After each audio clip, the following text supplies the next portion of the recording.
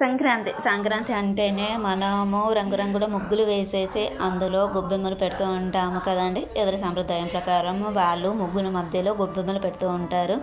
అసలు గొబ్బెమ్మలు ఎందుకు పెడతారు అంటే, గొబ్బెమ్మలు అని అంటే మనకు తెలిసిందే కదా, ఆవు పేడతోటి చేసి దానికి గరక, పిండి పువ్వు పెట్టేసి పసుపు కుంకుమ పెట్టేసి అలంకరిస్తారు కదా. కృష్ణుడికి ఎంతో ఇష్టమైన గోపిక స్త్రీల రూపాలకి సంకేతంగా భావిస్తారట అండి గొబ్బెమ్మలని. మధ్యలో పెట్టే పెద్ద గొబ్బెమ్మ వచ్చేసి మనకి గోదాదేవికి సంకేతం అంటూ ఉంటారు. అవును, గౌరీమాతగా భావించి ఆ పేడను పవిత్రంగా భావిస్తూ ఉంటాం కదా మనము. అందుకని పేడతోటి చేసినటువంటి గొబ్బెమ్మలు ముగ్గుల మీద పెట్టడం అనేది సాంప్రదాయంగా వస్తుందన్నమాట. ఏంటనన్నా అంటే ఎక్కువగా పెళ్లి కాని యువతులు ఇలా చేయడం వల్ల కోరుకున్న వ్యక్తి భర్తగా వస్తాడని చెప్పేసి అంటూ ఉంటారు మన పెద్దవాళ్ళు. అది ఎంతవరకు నిజమో అబద్ధమో మనకు కూడా తెలియదు.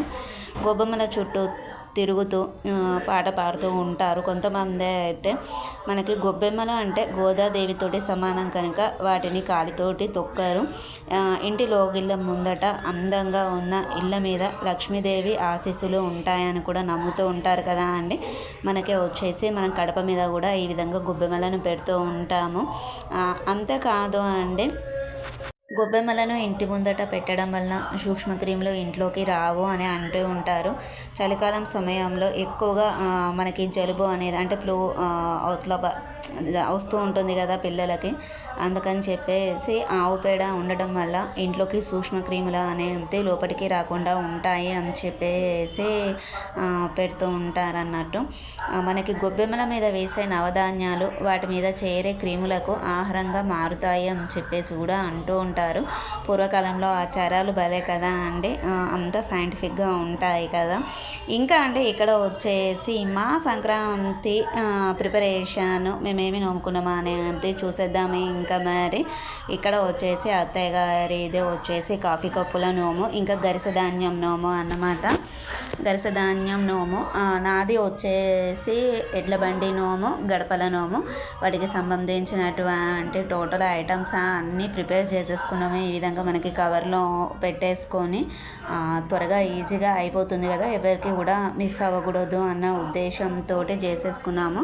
ఇక్కడ అంటే గడప గౌరి కోసమా అని చెప్పేసి నేను మనకి మెయిన్ డోర్ ఉంటుంది కదా, సింహద్వారము, అక్కడ గౌరీదేవిని పెట్టుకొని కడపలను నోముకున్నాను.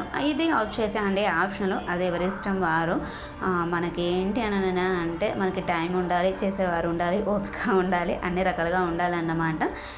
గౌరమ్మం చేసేసుకొని వాటికి తొడుగులు పెట్టేసి పిల్ల గౌరమ్మను కూడా పెట్టుకొని భక్షాలు, గరిజెలు, ఖర్జూరాలు, కడపలు అవన్నీ పెట్టేసుకున్నాం అన్నమాట. ఇంకా ఇది మనకు తెలిసిందే కదా, మనకి నాను బియ్యము, పసుపు కుంకుమ, బియ్య పిండి, నువ్వుల పిండి, అది వచ్చేసి అండి గరిస ధాన్యము. అత్తయ్య గారికి నాకు అన్నట్టు. అత్తయ్య గారిది కాఫీ కప్పులో వచ్చేసి టీ పొడి, పాల పొడి, చక్కెర ఆ విధంగా పెట్టేసాము. గరిస ధాన్యము నోము, చక్కెర చిలుకలు ఇంకా మనకి తెలిసిందే కదా.